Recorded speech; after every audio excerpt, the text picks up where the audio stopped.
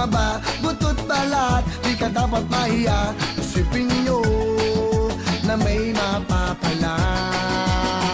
Tigilin nyo umaga hanggang gabi sa problema, hindi ba mapakali? Mag-init man ang inyong kilikili, siguradong di kayo magsisisi.